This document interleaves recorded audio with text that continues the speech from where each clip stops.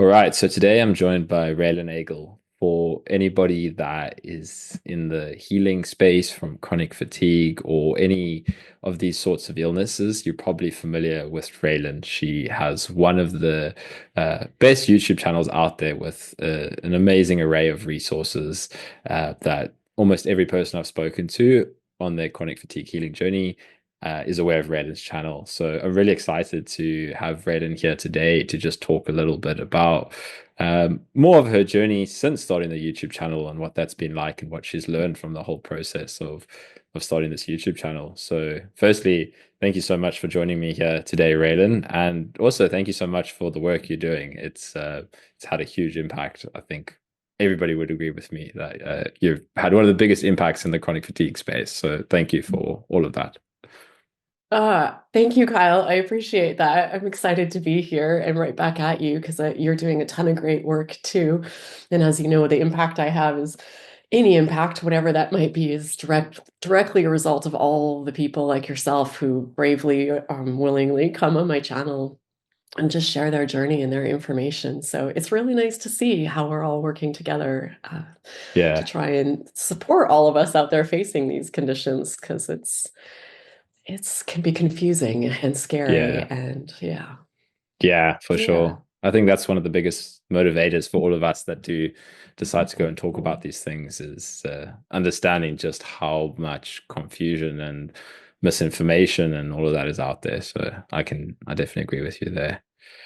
Yeah. Yeah. So yeah, let's start a little bit maybe just talking about the YouTube channel experience, like what that has been like for you.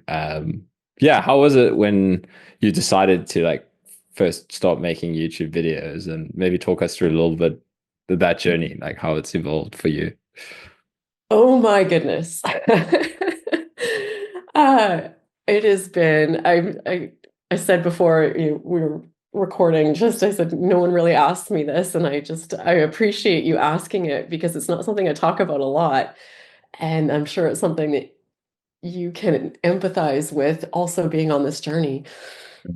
I don't know what it's like for you, but when I started, I did not want to start a YouTube channel. YouTube was terrifying to me. The internet was terrifying, but I was really determined to get my story out because even five Mm, years ago, there weren't that many stories and we didn't hear about recovery a lot. And I tried different avenues. I had published a book and I poured my heart and soul into it. And then I realized, well, no one knows who you are, no one buys your book. mm, It's like, okay, so that didn't work. And even though I still think it's a good book and people still enjoy it, my understanding of my own recovery has since very much mm. changed from what I wrote then. And then I started Instagram because that felt like a safe space, easy. You could Yeah. just sort of sit in the background and do little posts. That wasn't so effective. So eventually I forced myself into YouTube. I realized that was the place to be. And I was terrified. The first videos I put out, I was so scared for quite a long time, to be completely transparent, Mm. before every video went up, because I'd put them out in the morning. The night before, I'd have to take some kind of sleeping pill because I was Oh, so really? filled with fear about what the big scary internet was going to have to say. Yeah. And in the beginning, no one watches your videos anyways, so there was no big Yeah. scary, there was just no response. Which But is yeah, I a just scary response in itself. it is. It kind of is. You're like, wow, I spent 17 hours on that video, start to finish, and Yeah. four people watched it. Yeah. And I don't even know if they found it helpful or Yeah. not. But I really believed that it was the best way to get information out. And I just trusted that if I kept pushing through it, it would start to get easier and less scarier. And in the beginning, it was just about sharing my story and the things that I Mm, learned. And then I quickly realized that was just wasn't anywhere near enough. So mm, wanted to get more voices. So I thought I'd find the maybe five other people on the planet who had recovered and see if they would be willing to come on my channel because I didn't think mm. many people were recovering. And just started trying to find people, and it's just grown How from did you there. first start finding people? I'm mostly on places like Instagram and Facebook, just Okay. searching hashtags, people who are sharing their story, and then Mm, reaching out. And seeing if people might want to do it. And everyone who came on was just as scared as I was, but they were Mm, brave and they did it. And now yeah, people reach out to me constantly from all over the world to share their stories. So there's always a big long wait list, which is incredible. It was yeah. way more than those 5 people I thought I'd find. It's just people recovering all over. We just need to give them a space to talk about it. Yeah. Yeah, it's crazy how it's expanded now. Like I see how many people, yeah, how often you're putting out interviews. Yeah, so how many people do you think you've interviewed? Like, As of last count, it was 200 and it's just over 200, somewhere in okay, the early wow. 200s. Yeah. Yeah. Yeah. Yeah, that's one of the other things I was thinking when I was thinking of what to talk to you about was, I mean, or when I was thinking that I wanted to have a conversation with you, one of my uh, thoughts was around how you probably have like one of the you personally have one of the vastest like internal databases on chronic fatigue recovery, just the number of people you've spoken to. Like I don't think anybody else has spoken to that many people um that have recovered. That's quite incredible. So along those lines, um, yeah, can you talk about some of the, like, let's talk about some of the things that you've learned from all these different interviews that you've had. Maybe a little bit how your own understanding of healing has continued to evolve with all the conversations that you've had. Yeah, really great question. And it has evolved. I've taken some time to really think about this and analyze this over the years through Mm, various stages. And I'm still learning. Every person I talk to, every person I interview, I still learn. And still so much left to learn.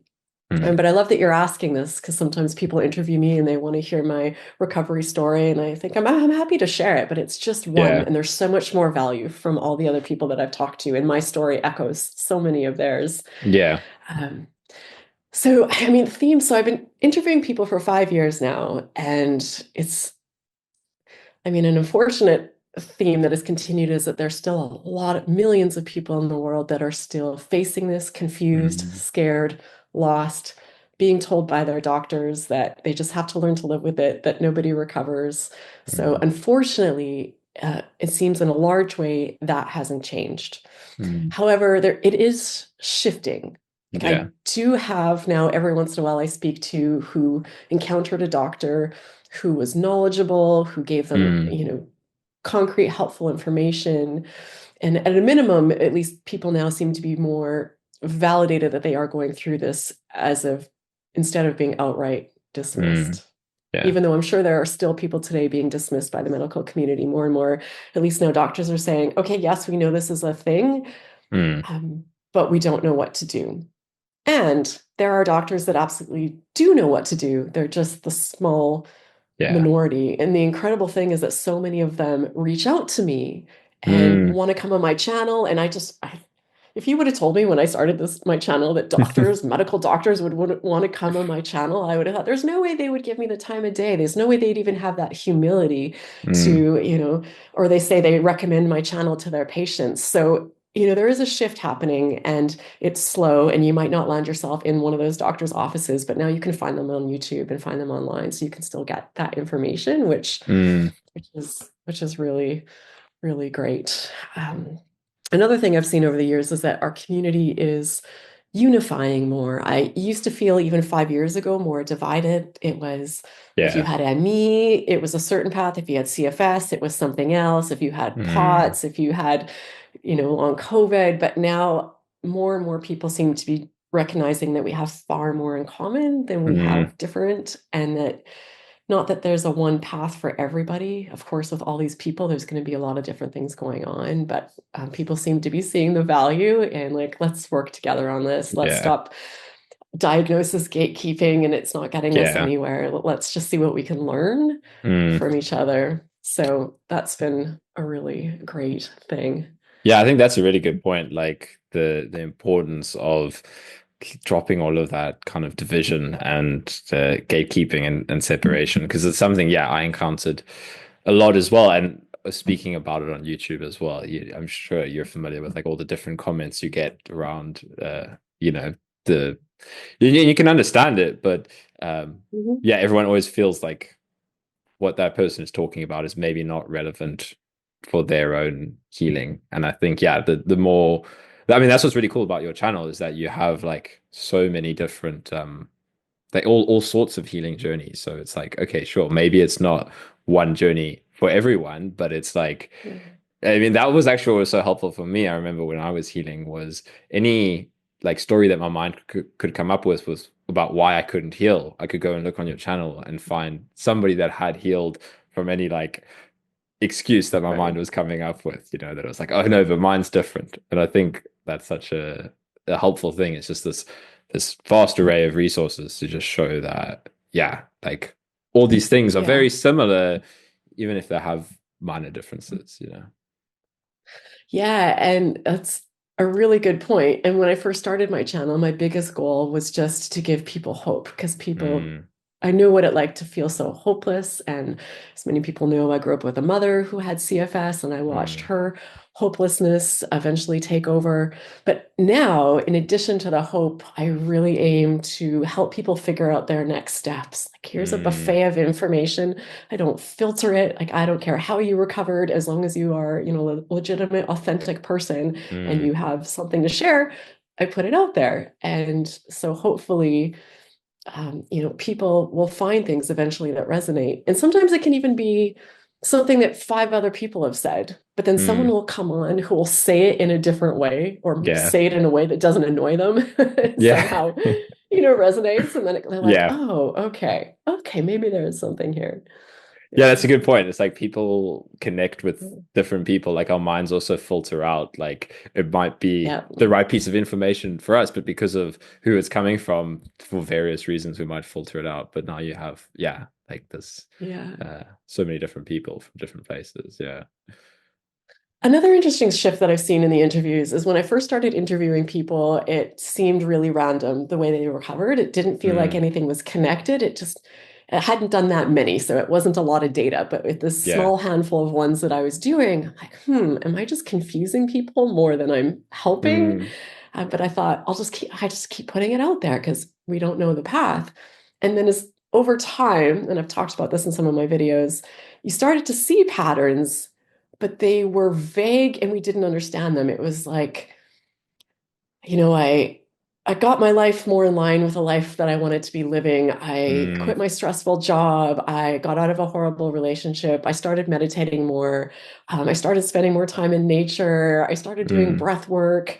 And I just this was a really nerve-wracking phase of my channel because of course, I believed them and I put it all out mm. there, but I thought we have these really sick people watching and they're watching this looking for answers. And the answer they're looking for their very serious condition isn't to go spend more time with squirrels. Yeah. They're like, you're insulting me with this Yeah. video. So there was, although people generally were still appreciative, I think it just for anything Mm, that they could get.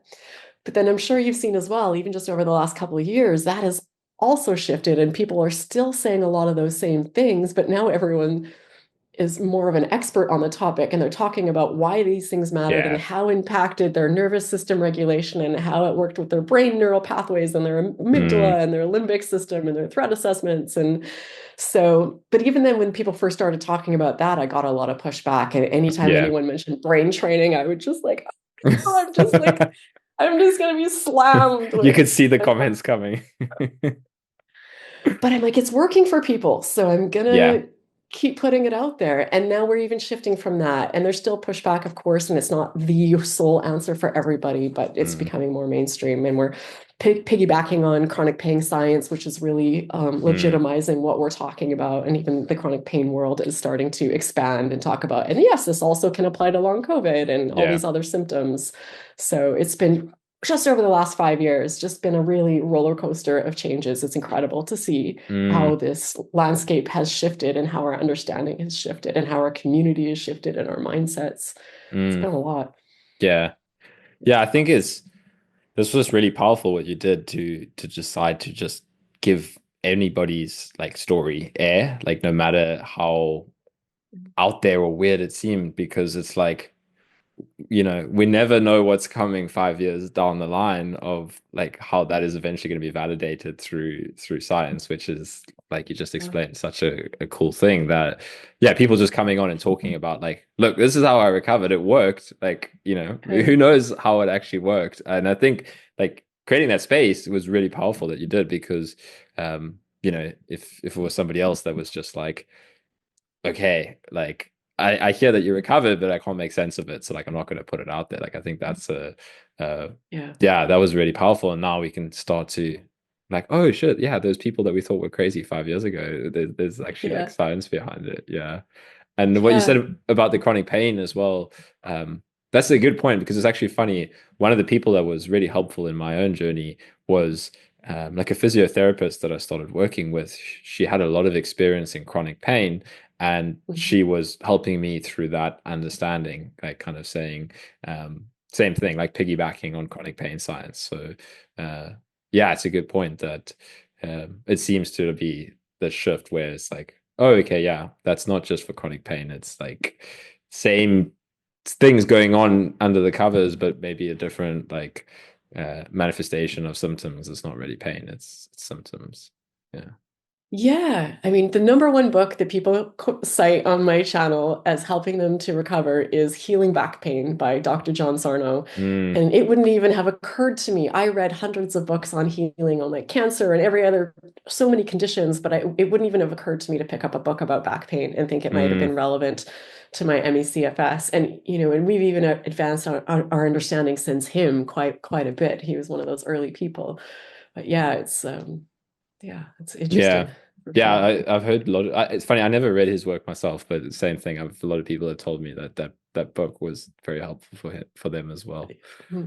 So you mentioned that like let's talk a little bit about brain retraining maybe and how things have evolved even since then that you kind of just mentioned that um there's a lot more understanding of how brain retraining can be helpful, but what is your most kind of up to date assessment or opinion on um yeah, that healing techniques related to brain retraining or more refined versions of brain retraining?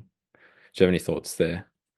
Oh, I do. I couldn't Great, let's possibly hear him. couldn't possibly love this question more. It is my favorite thing to research, and because Mm, I've learned that it applies to virtually everything in life, so I still use yeah. it in so many areas of my life.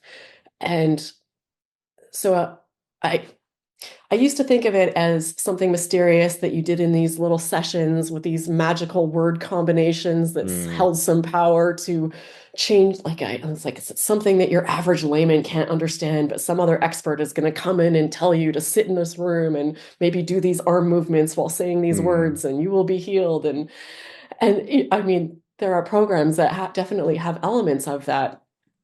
But the more I read, the more we all learn. We come to understand that brain retraining, it's not whether it is or isn't going to work for you or is or isn't relevant for you. It's something that we're all doing from the moment we're born. Like if you're mm, living, you're breathing, your brain is retraining, and retraining is just forming new neural pathways, new automations in your brain, like new habits in mm. your mind, almost like computer code. Like when X happens, then Y is the result every single Yeah. time. Like we're on autopilot a lot. Like we see a snake, we jump, Mm, like we just have so many things that have been programmed, and that's constantly changing every moment of the day by our thoughts, by our experiences, by the people around us, by the world around us. People mm. listening, watching to this, there's probably brain retraining happening just with this. If there's new Yeah. information coming in, or if it's solidifying information you've already heard, it's really strengthening those neural pathways in your brain. Mm, So how brain retraining comes into recovery is that, so yes, it's always happening, but do we want it, okay, do we want it to be passively happening? Like we're not mm, actively playing a role in it. We're just sort of letting it be shaped by our experiences, our thoughts, our world, our environment. Or do we want to take an active role in changing those neural pathways? And we do this by interrupting them and bringing them into awareness. Like I use mm, an analogy quite often of your brain being like, picture it like a hill of sand, and there are marbles running down, really worn pathways. Just every Mm. time it's dropped in a certain situation, it's going to go down a certain path.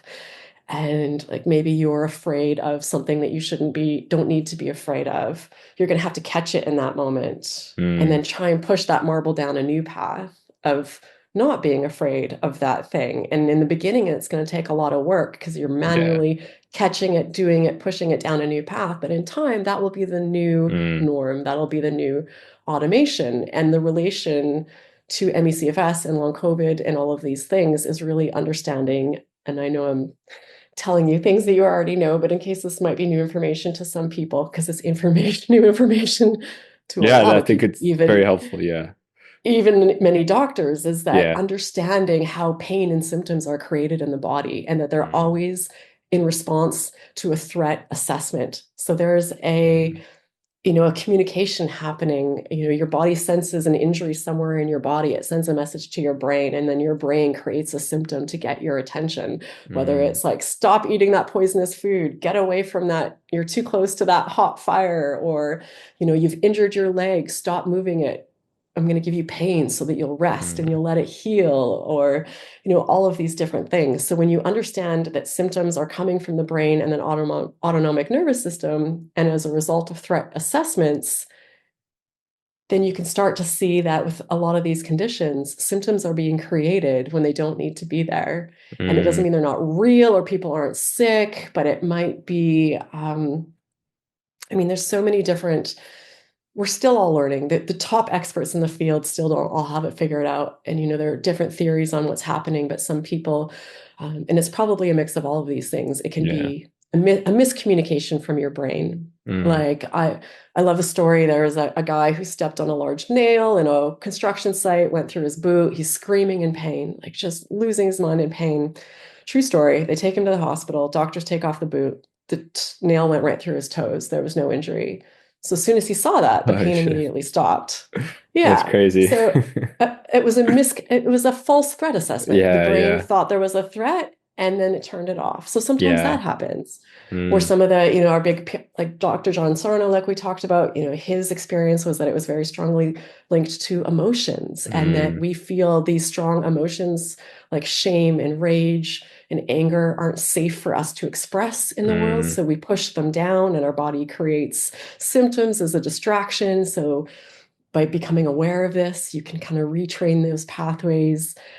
So there's all sorts of different things that can be going on, Mm. but in a nutshell, it's a complex topic. But this is my latest understanding and how I think it's relevant to people who are working on their recovery from these chronic illnesses. Mm. I love that answer. Yeah, a lot of good stuff in there. Yeah, I like what you said at the beginning of how um just listening to this is a form of brain retraining, because that's so true. Like if I think Yeah. of myself and people that I've like worked with and spoken to, um and just other people's healing stories, it's like the big shift is like going from consuming the content around um how stuck you are and how you're not going to heal to consuming content that's actually going to support your journey. So, Mhm. like, that's such a great point that I want to drive home there is, yeah, that one, like you said, brain retraining is happening 24/7. So it's not something weird and esoteric. It's like the Yeah. same way that you learn to, like, I don't know, eat your food with a spoon. Like that's just Yeah. neural pathways being strengthened every single time you do that. So yeah, becoming aware of what you what you're focusing on, I think that's a great way to put it, is like uh what you're focusing on is reinforcing pathways in your brain. So yeah, I mean that's, if I just think back to my own journey, like that's where your channel was such a uh and I think for many people it's just like such a great step in the right direction where like you said about trying to give people hope, that's exactly what it did for me. What it was like, okay, I'm done, like on all these Reddit forums that I was on where it was just like any recovery story was just torn apart there. It's like incredibly negative, which I don't know if you've been on Reddit much, but it was like that was like a big shift I had to make. I was like, okay, get off there. Um, Yeah. and then it worked. It exactly worked like that. Like even solidified beliefs in my brain that was like, I remember listening to, like, I'm sure you've experienced as well, is the more you speak to people, the more your mind opens up to all these different avenues of healing. And that's kind of what happened with me as well, where I was like very cynical at first of like all Mhm. these weird recovery paths. And then yeah, the more that I kind of listened to the people that had healed, it was, I'm going on a bit of a tangent here, but I remember having the thought like at one point, I'm not very proud of the thought at the time, but it was like, seems like everybody that heals is a bit of a quack, a bit cuckoo, that was like my thought at the Mhm. time. Um, and actually the way I'd look at it now is it's like everybody that doesn't heal is seeing everybody else as that way. It's like if you're very cynical and closed off to the possibilities of healing, um, that's more the mindset that keeps you stuck. That was kind of, yeah, one of my experiences. But Yeah. I yeah. think too also because there are a lot of people that are open-minded and are doing all the brain retraining stuff and they're like, and I'm still not well, and it's Mm, frustrating.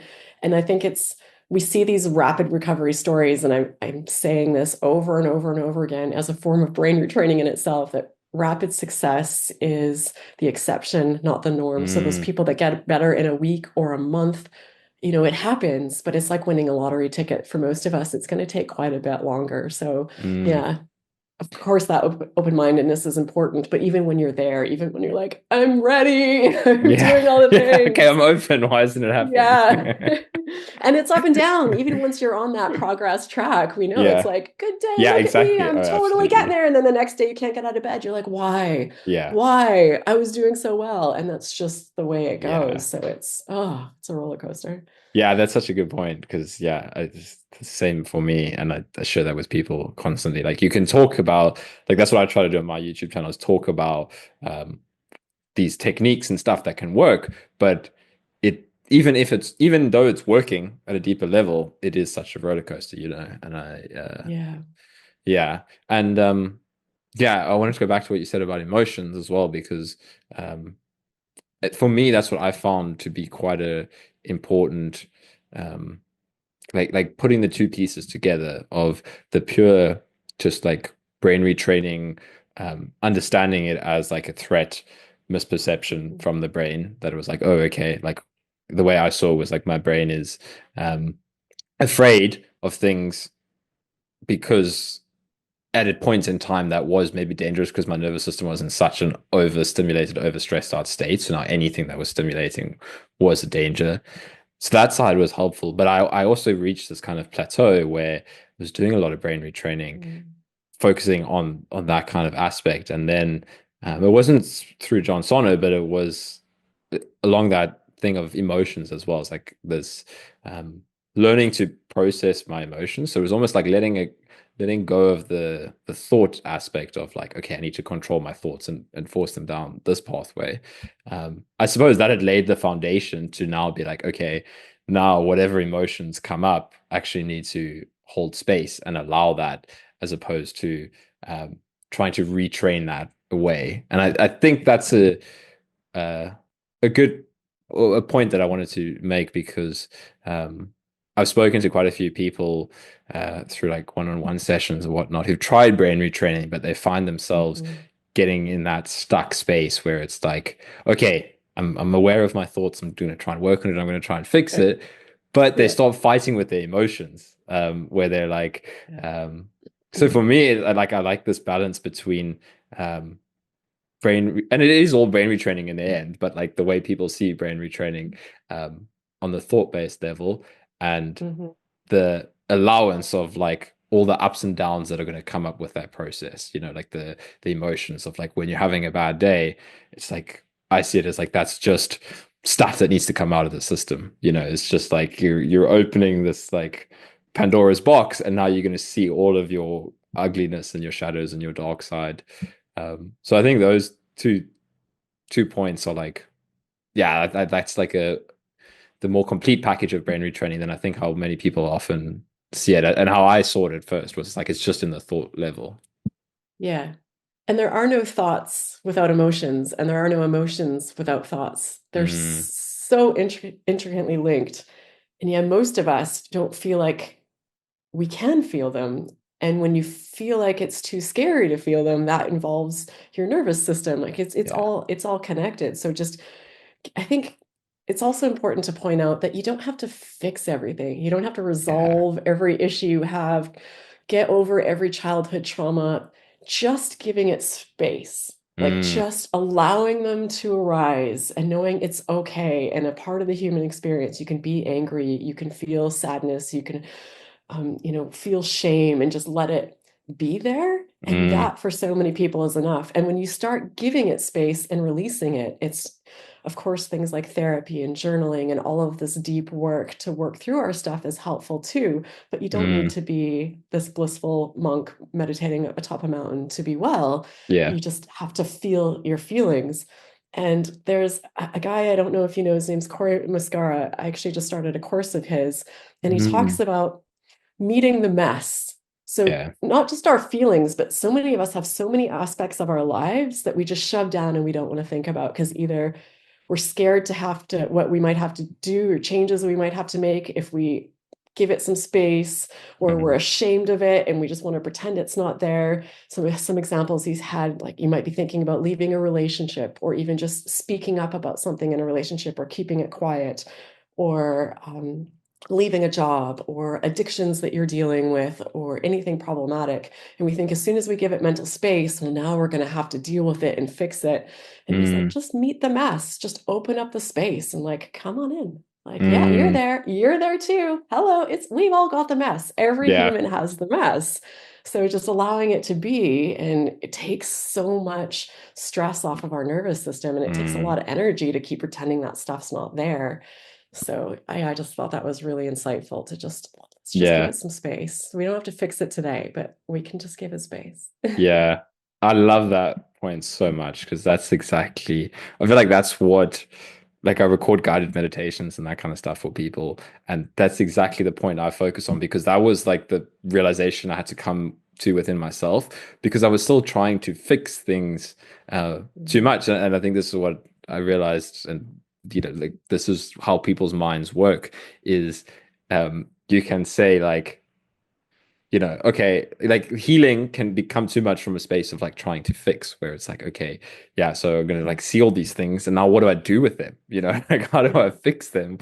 And Yeah. that was my insight and discovery as well, was like, oh wow. And I learned this from actually also some like um he was like a meditation awakening teacher, and this was like for me where it all came together with like focusing purely on the health kind of stuff, and then here was somebody talking about how to like release all of your uh like shadows and repressed emotions and all of that, and the key insight was that you don't actually have to do anything to it. Like that's actually more trying to get away from it. It's like when you're actually seeing all this stuff and you're still trying to heal it, you're still trying to fix it. Yeah. You're like saying, like that's almost the cycle you need to break out of. Is like, and that's what our minds also find so challenging. I remember this myself when I was learning how to meditate. I was like, okay, how do I not try to fix? Like, I don't even know how to do that. And it was just like, Yeah. yeah, just this opening up the space. I like you said that, and I feel like that's really the key. It's like I also like the word willingness. I use it a lot, where it's like Mm. just being willing to see, like not trying to hide it from ourselves anymore. It's like shit, that's actually there. Like, can I acknowledge it within myself? That's there, and can I give it space? Because like most of the stuff as well, like our repressed emotions, whatever it is, like traumas, anything, it actually just wants somebody to see it. It's like this part of us that just wants to be seen. So yeah, I think that's a good point for anybody that's listening to this and you're wondering, why is brain retraining so confusing? Um, or is it complicated? It's just simplify it and like be with whatever comes up, whether that's like fear or this or that. Yeah. Yeah. And then have self-compassion in that moment. Mm, If you could clip together all the times from all of my interviews that people told me learning self-compassion was key to their recovery. So letting all that stuff in, giving it space, and then it's really helped me to understand and just break down what self-compassion is, because what does that mean? mm, Okay, I'll be self-compassionate. I don't feel any better. I don't know how to do that.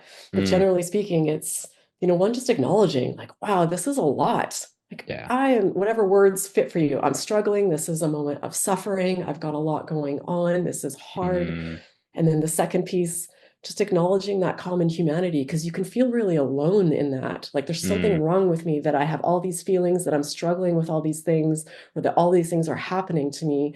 And just like every human suffers, you're not mm, alone in this. Everyone, despite the mask they put on when they go out in the world, is yeah. having struggles.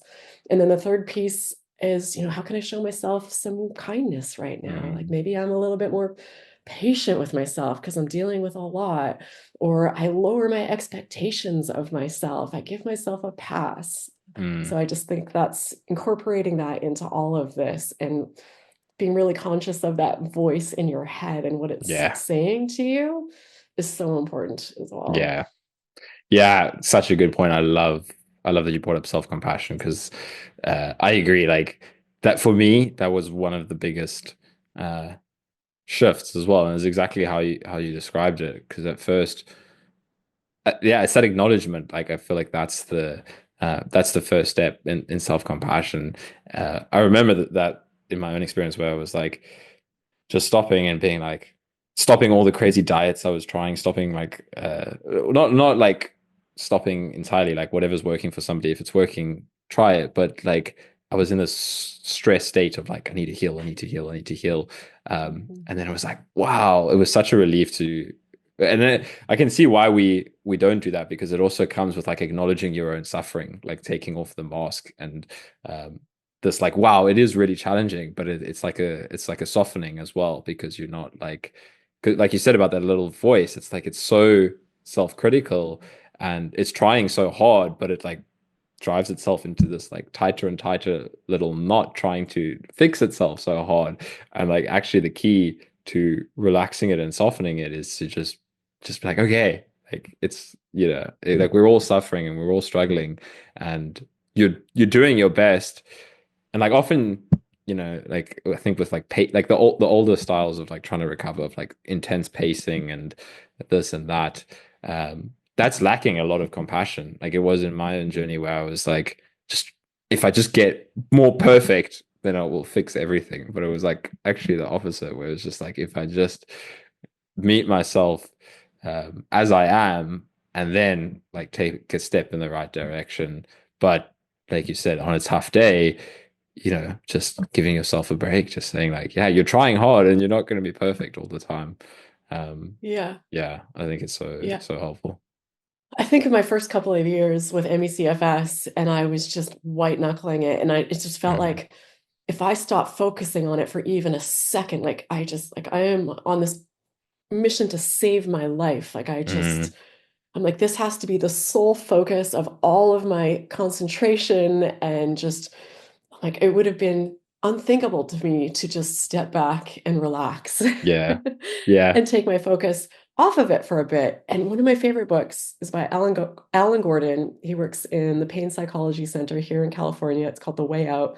And he talks about brain retraining strategies and all of this good stuff we're talking about. But he also says one of the biggest things that's going to help you on your recovery journey is just stop trying to recover and start focusing on life, living, little Yeah. moments of joy. What makes you feel good? What are those little things in your day that make you smile?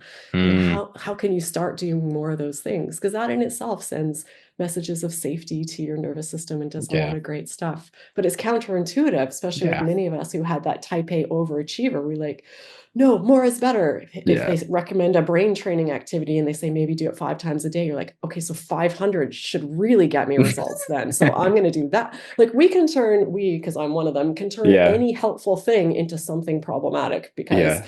it's like, oh, eat healthier. And I'm like, oh, every bite of food that goes into my mouth must be organic. Otherwise I'm poisoning myself. And like, Yeah. you really got to just, Yeah. Just just chill. take a breath, just chill. Yeah, that's such a good Ah, point. I like what you said yeah. about like stop focusing on recovery so much. Like you said, it sounds counterintuitive, but Yeah. I mean, again, just reflecting on my own journey, that was like I've made a video about this before actually, where I was like, I gave up trying to recover, not in the sense of like a giving up a hopelessness, like it's impossible, but like a giving up in, yeah, like I'm actually okay with like, because I started meditating a lot, so I was like, just okay, well, I can't do all that other shit, so I'm just gonna sit and meditate, and like I'm gonna become a monk, you know. And then like through that, I was like starting to be okay and enjoy just like not like having a busy life. And then it, because I wasn't trying so hard to heal anymore, and to tie it back to what you said earlier about like um spending so much time in nature, and like people's first thoughts of like how is uh like looking at a bunch of squirrels going to help me heal this really intense physical journey. But it goes back to that point that you Yeah. just made about not staying in that stress fix like driven state, and actually just opening your eyes to like smaller aspects of joy. Like that was such a big deal for me.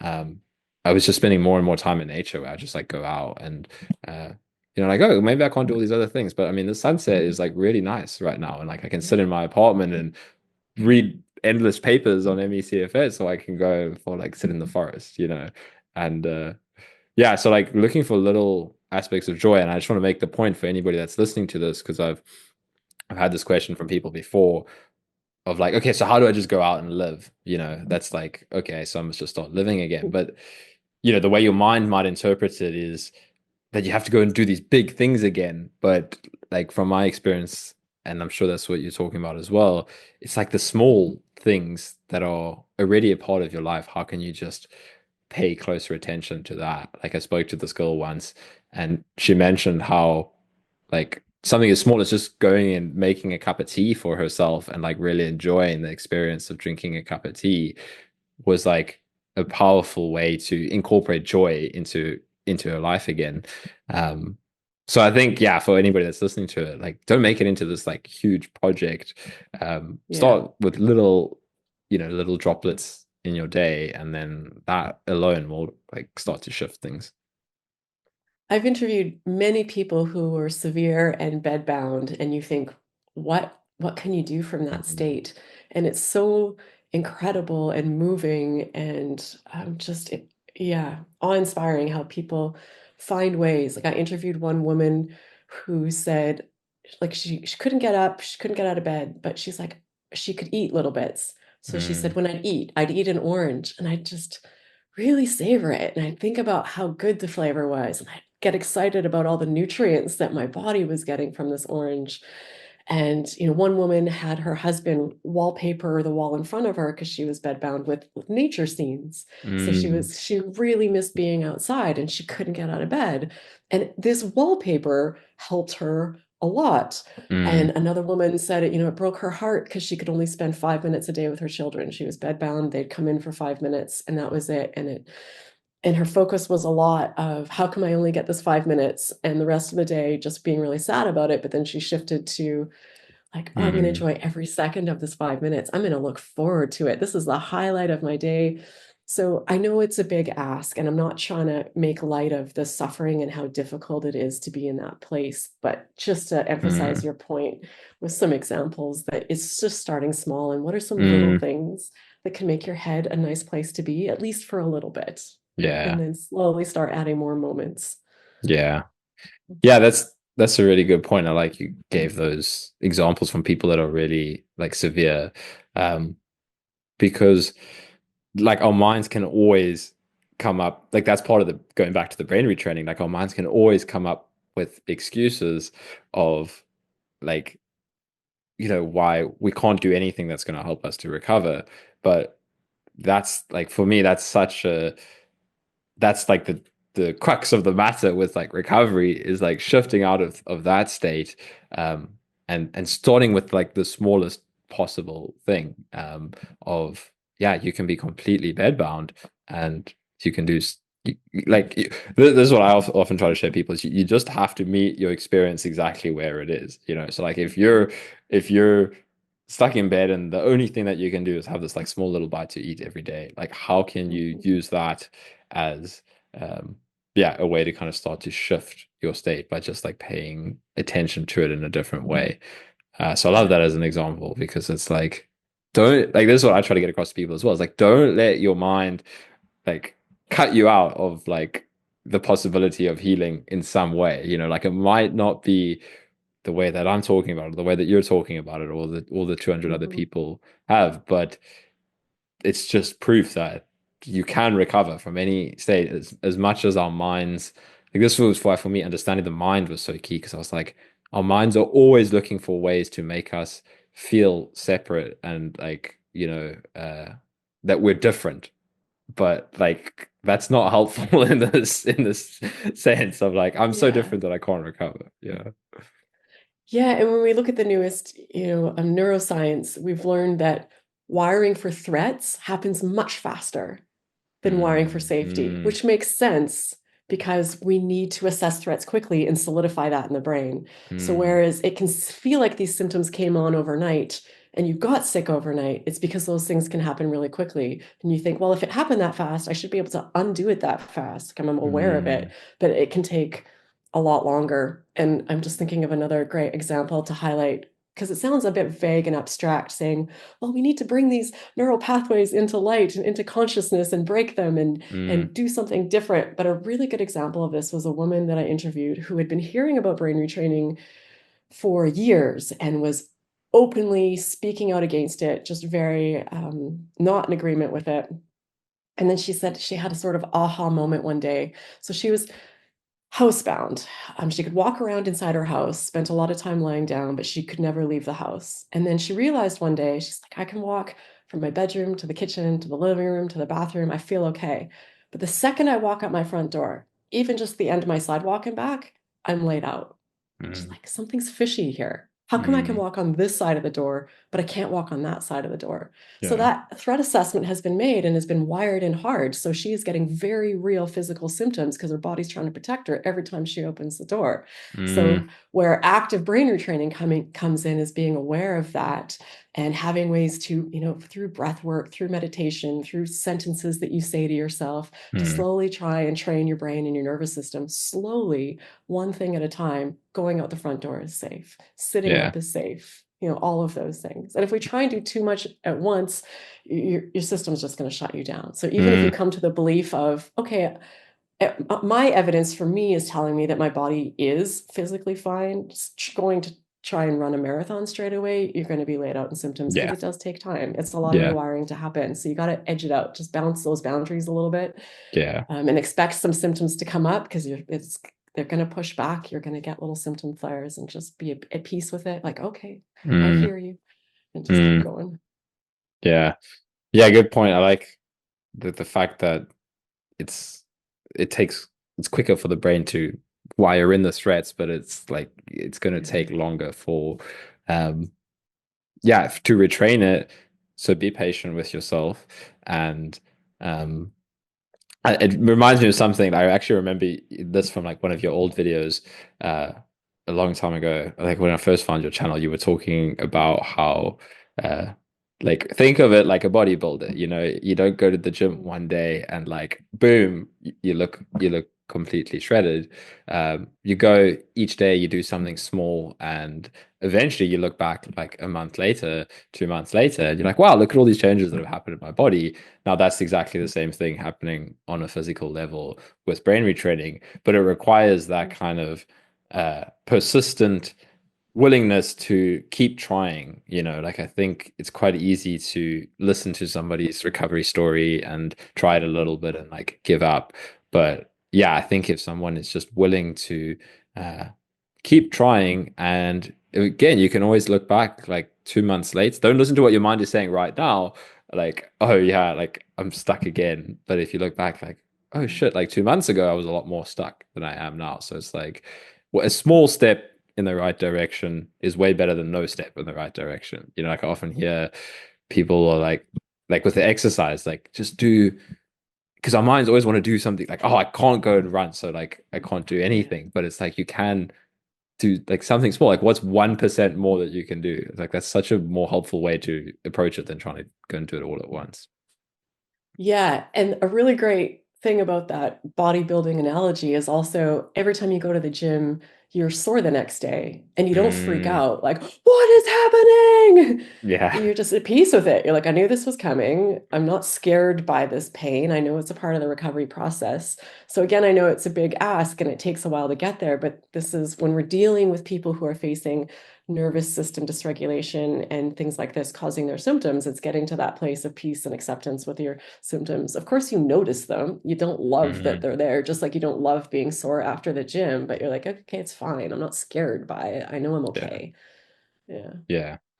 Yeah, that's so true. Like it's yeah, understanding. I've heard somebody else, I think it was McGuile or something, talking about it as like adjustment periods, where you're going to go and do Mm. something and yeah, like see it as this was like a big thing for me as well, like getting out of the crash mindset and seeing it as more as like this is what needs to come up for me to Mhm. heal. Like the fact that all these symptoms are here is a sign that I'm going in the right direction. But it's like that, yeah. Like, to go back what you said, finding your edge. Where um, you can overwhelm yourself, obviously, but um, Yeah. you can trigger symptoms just enough that you can work with them and then trigger it a little bit more next time, or do more and trigger the same amount of symptoms, but Yeah. it doesn't affect you the same way. Yeah. And I'm terrible at giving people credit where they're due. I'm pretty sure it was Miguel Batista who I interviewed on my channel who told me that bodybuilding Oh, really? analogy that I've since been repeating. So yeah, I'm learning from everybody else. There is Yeah. no original content here. Like it's just me Yeah. soaking up from everyone I talk to and every book I read. So apologies to all the people that I'm not giving credit to. Yeah. But that's what's I so didn't come cool. up with any of this. Yeah, but I like that's what same with me. Like all of my videos, I always feel like I'm just Yeah. regurgitating something that like I read that was super helpful for me, and then I make a video about it. Yeah. But like the thing that's what's so cool about all this is like kind of what we were saying earlier. Like when it comes out of you and your story, it's like it's gonna land differently for somebody else, and like that's what's so cool about all these conversations. We're all just like regurgitating stuff from each other, but I think like with each conversation we put together little bits that like haven't been put together before or comes out in a different way, and that seems to help people. It works. Yeah.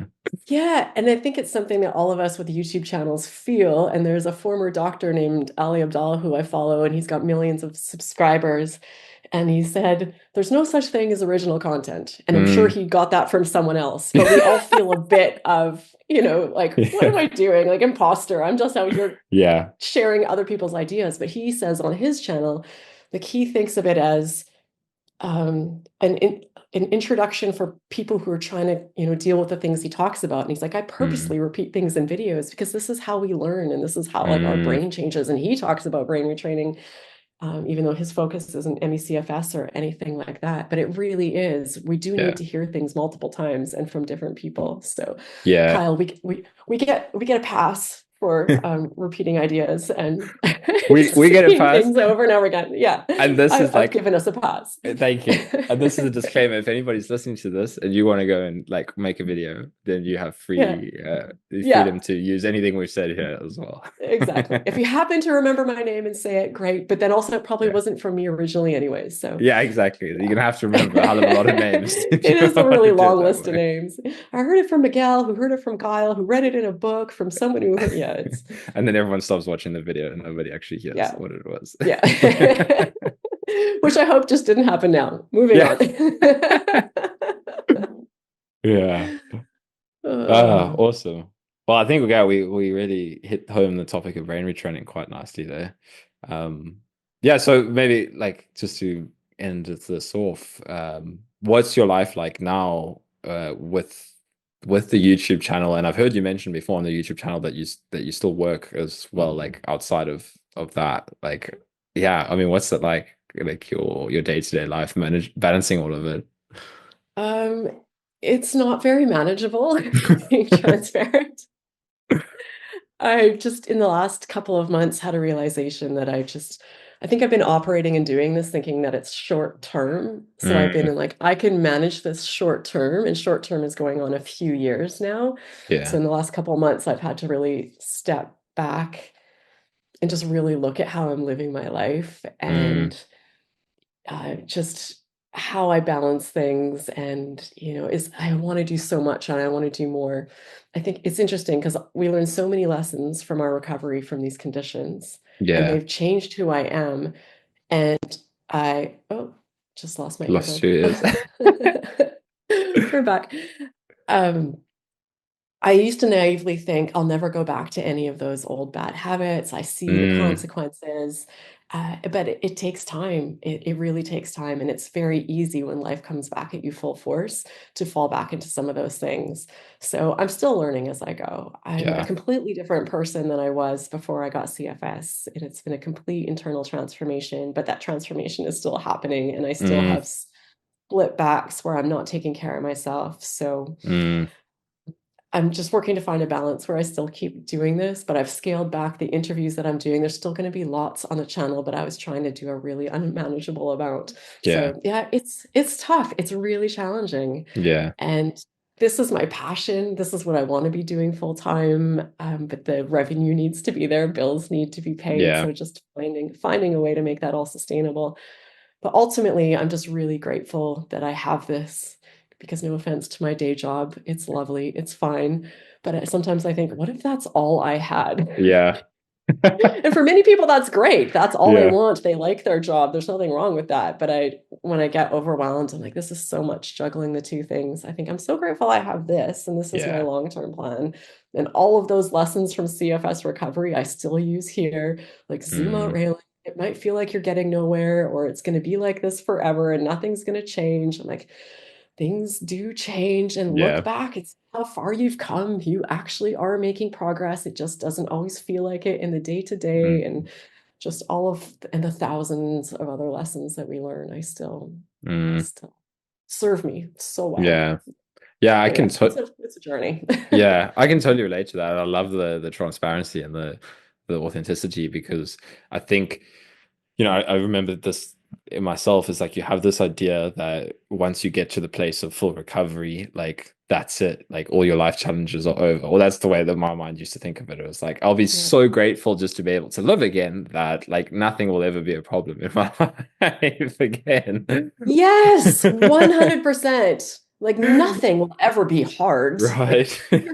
losing your health is probably one of the hardest things on the planet, but it Yeah. unfortunately doesn't make everything else Yeah, significantly because less hard. eventually, like for me also that eventually feels so distant. Like you're grateful to be where you are, but like today's challenges are today's challenges. So like it doesn't matter that I was like so sick like a couple of years ago. It's like we still have to deal with the stress of what's currently happening.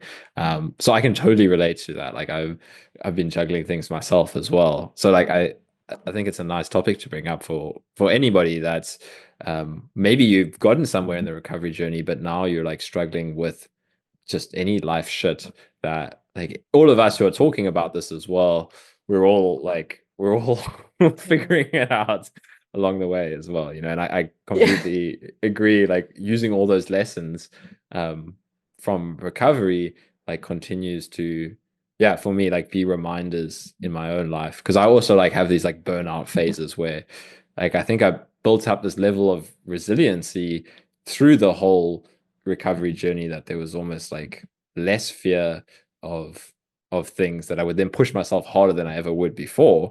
And then it was like, oh, Yeah. okay, this is still a human body that like needs to be looked after. And Yeah. yeah, finding that balance, I think, is like, yeah, it continues. A really important thing I think to point out, because I get asked about this so much, because we talk so little about that end phase of recovery or Mm, post recovery. We sort of paint it like a happily ever after finish line yeah. that you reach, and it's definitely not that. It is very happy. It is very good. Yeah. It's worth the work.